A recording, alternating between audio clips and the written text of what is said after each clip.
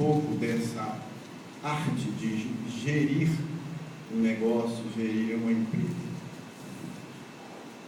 Isso aqui, eu só quero deixar claro que isso foi criação minha.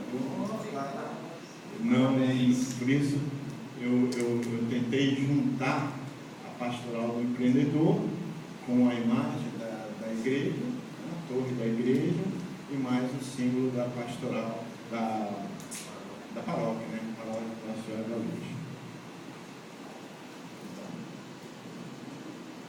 O que nós vamos tentar passar para vocês aqui? Pode mudar. Aliás, antes, eu ouvi o Paulo na missa fazer um breve comentário sobre a vida dele, e aquilo me tocou para fazer uma mensagem que pudesse transmitir o que hoje ele pensa como empreendedor. E eu peguei essa pequena mensagem. O bom empresário deve se preocupar menos em ser milionário e mais em ser espiritonário, palavra própria, sempre em busca da paz de espírito, que é onde está a nossa verdadeira riqueza, né? Então hoje a gente vive num mundo que é extremamente egoísta, no sentido de querer procurar o mais, e às vezes a gente se esquece de procurar a nós mesmos, nossa paz de espírito. Então a gente tem que ter equilíbrio.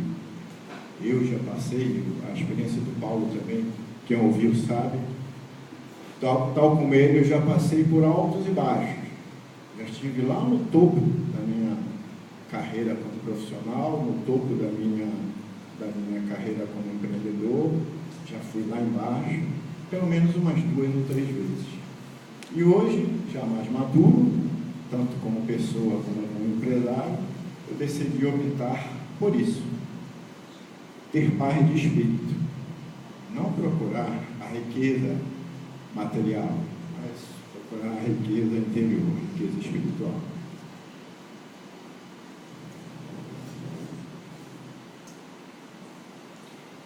Bom, nós vamos falar sobre o ambiente das empresas. O que é esse ambiente profissional que a gente vivencia, nós que somos empreendedores? Pode passar.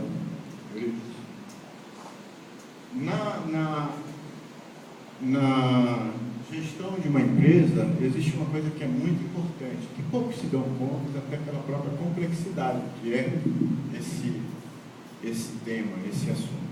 É a administração do tempo. Vamos falar sobre isso também. Vamos falar sobre a causa das mortes das empresas, segundo a visão do Sebrae. Por que morrem? Por que tantas empresas não chegam nem a 5 anos de vivência? Antes disso, especialmente as pequenas e médias empresas, elas morrem, simplesmente morrem.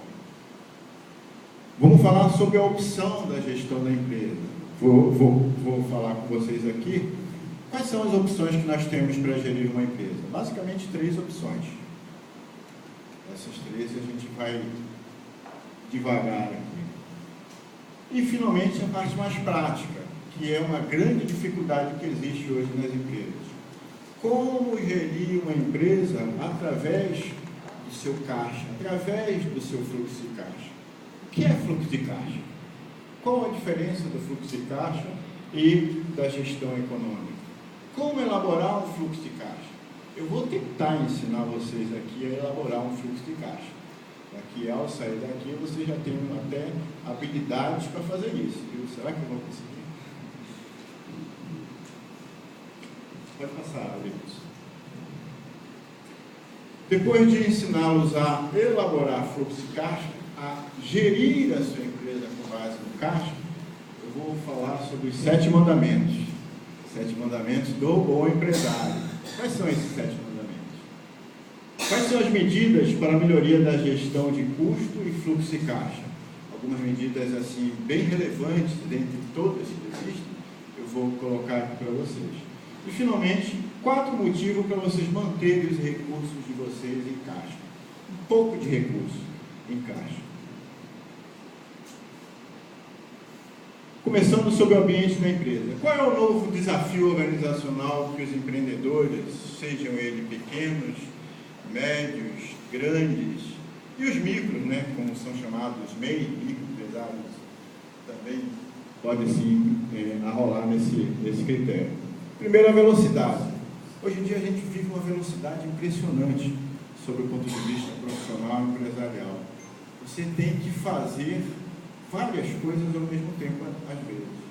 Então, essa velocidade, naturalmente, foi promovida pela própria informatização, automatização. Chegou o computador, as empresas se informatizaram e a nossa cabeça teve que seguir o mesmo ritmo dos computadores. O computador trabalha, a memória do computador trabalha em fração de segundos. A nossa não consegue acompanhar, mas a gente está tentando, parece que a gente está competindo com a máquina. Enquanto a máquina estiver aumentando a velocidade do processamento, parece que a gente também tem que aumentar a velocidade do nosso processamento. Então, isso é uma característica empresarial hoje em dia. A velocidade de processamento em todos os aspectos dentro de uma empresa. Flexibilidade. Hoje, para você ser empresário, você precisa ter muito jogo de cintura, né? Você está se relacionando com o seu cliente e o seu cliente lhe pede uma coisa que às vezes nem sempre é aquilo que você pode oferecer.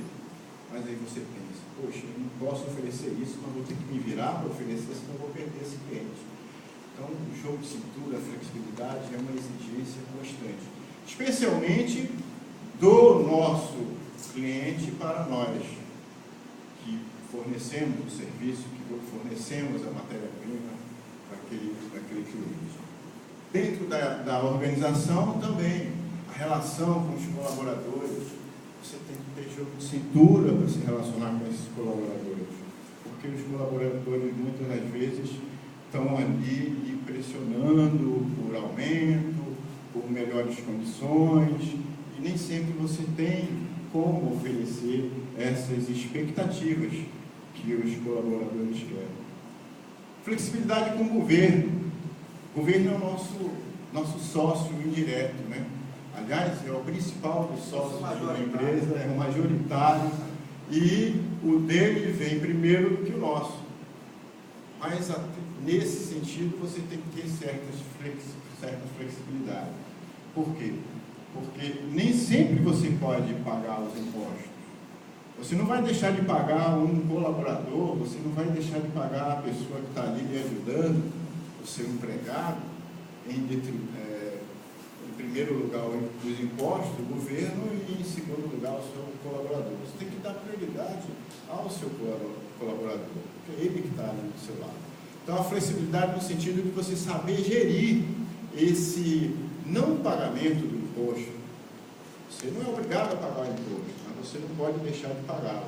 Mas entre o seu empregado, que é um ser humano, que precisa daquele recurso e que você tem que ajudá-lo nesse sentido, e o governo, você tem que ter jogo de cintura para administrar os recursos do governo. Não que você não tenha que pagar, dá a César o que é de César, mas em relação a prioridades, em primeiro lugar o empregado, em segundo lugar o governo. Se você puder, você paga o governo. Quantas vezes eu deixei de pagar impostos para poder priorizar o salário do meu empregado? E não me arrependo de ter feito isso. Mas lá na frente nós vamos administrar e pagar no seu devido tempo, na devida forma, esse imposto que também é devido pelo governo. Capacidade de focalização, ou seja, objetividade no desenvolvimento do seu trabalho. Quando eu comecei a minha empresa, eu comecei assim, abri a empresa e comecei fazendo uma opção de coisa ao mesmo tempo. O que acontece quando você faz muita coisa ao mesmo tempo? Você não faz nenhuma delas perfeita. Então, para você ter perfeição, para você chegar à perfeição naquilo que você faz, é necessário que você tenha foco. É necessário que você saiba o que você quer e saiba fazer exclusivamente aquilo que você quer. Seja um especialista de uma determinada atividade. Tá? Simplicidade. Esse é um objetivo não para muitos, para poucos, porque administrar às vezes exige um pouco de simplicidade, exige um pouco de descomplexidade da atividade empresarial. Então, você tem que ser simples, porque se você não tiver esse dom de ser simples no desenvolvimento da sua atividade profissional, ou no desenvolvimento da sua atividade empresarial, mais tarde, certamente, você vai se pedir mais do que você precisa.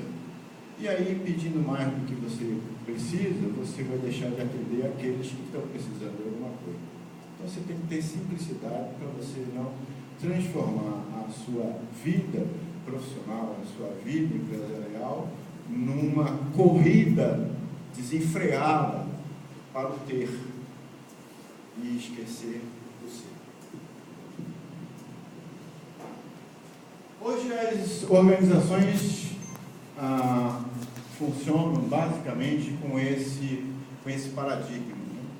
Uma estrutura bem militar, onde você tem várias áreas dentro de uma organização, e essa estrutura quase militar, ela tem paradigmas históricos e problemas de natureza política no relacionamento interpessoal das pessoas que trabalham na empresa.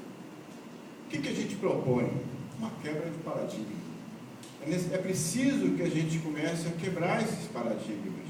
Essa estrutura, sob o meu ponto de vista, ela está se tornando completamente sem sentido com as informações, com a informática, com a tecnologia da informação hoje em dia.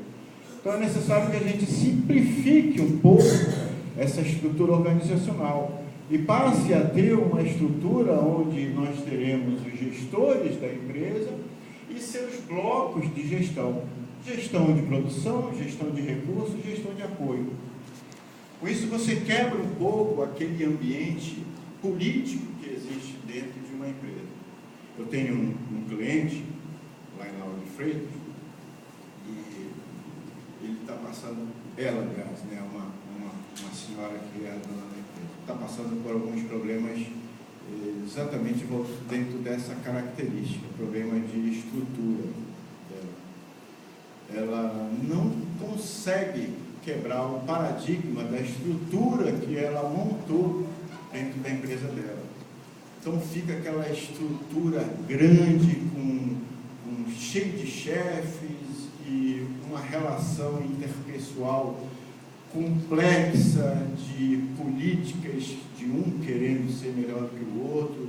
Eu vivi muito isso quando eu fui empregado também, trabalhei alguns anos no Polo, e era a coisa que mais me deixava chateado, triste, era essa competitividade exacerbada dentro das organizações, esse clima de política dentro das organizações, política no sentido nacional, né? Porque a política nacional ela é meio deturpada do que seja exatamente a política. Então, aquele ambiente muito carregado, onde as pessoas não são muito autênticas, fingem que uma gosta da outra, mas saindo dali ninguém se conhece, cada um é o seu canto e fica aquela relação meio constrangedora fora do ambiente de trabalho.